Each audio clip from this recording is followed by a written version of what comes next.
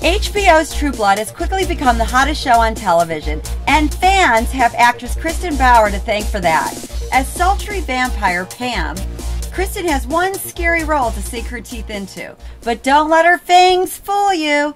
Not only is she a vegetarian and a conservationist, but Kristin, like myself, is also in love with animals. As hard as it was, we tried to pull Kristin away from her menagerie for just a minute to talk about her work helping the world's underdogs.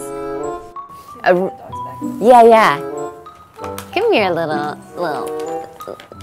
treat hounds. Sit.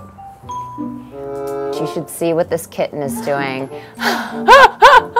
This is called an attempted jailbreak to get out of the house and be with us. Yeah. I should give these treats towards the camera so you can see their cute little faces. But, and then, oh my goodness, yeah. He is going to be a hard cat to keep inside.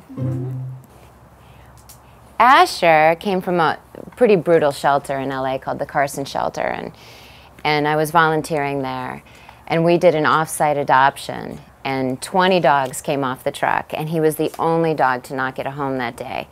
And I had just lost my Roddy and wasn't thinking I was ready, but I couldn't put him back on the truck.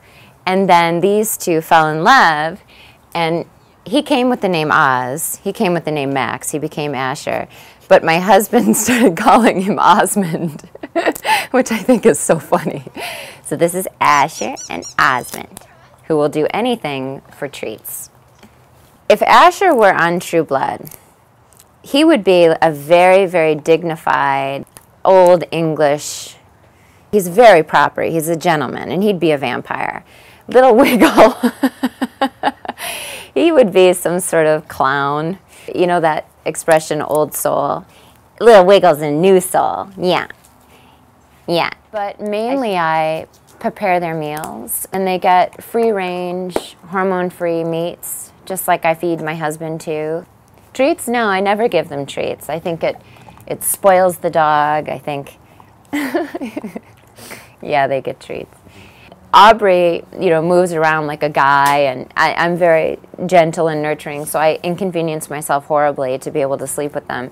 So now 4 of us, 2 dogs and 2 cats, are on my half of the bed, almost like they know the exact line. So, yeah, I'm getting a little tired. It's not very comfortable. We may have to change things up.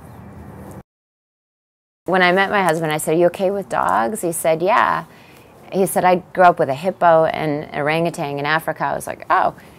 Well, then he seemed a little uncomfortable after a while, and I said, "What is it?" And he said, "Well, I didn't know that they would be in the bed." Like, the hippo wasn't in the bed. So he sleeps with his head on my pillow, and now that we have the kittens, we have 4 dogs in bed. I do believe in puppy love, because I met my husband, and about 4 days later, he basically moved in, and 6 months later, we were married.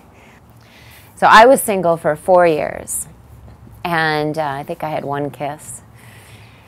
And I tried everything. I tried to not think about it, online dating. And then one day I go to my nutritionist, and there's a CD sitting on the chair. It's very LA, go to my nutritionist. And it's my husband's CD, and I downloaded it at iTunes, heard his voice, and asked him out via MySpace. So my husband and I were wondering, why did the universe line it up at that point in our lives after so many years of trying everything?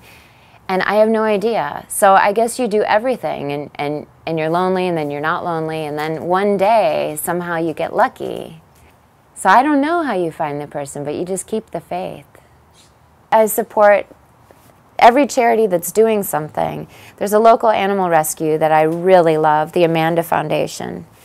And I just did a portrait of Alexander Skarsgård and auctioned it off for them, and I've known them for a long time. And then Physicians Committee for Responsible Medicine, they do incredible work stopping animal testing, the really brutal, horrible stuff that is outdated. We don't really need to do it anymore.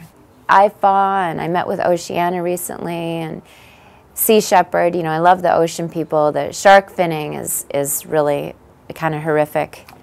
So I work with a lot, but mainly IFA and Amanda Foundation.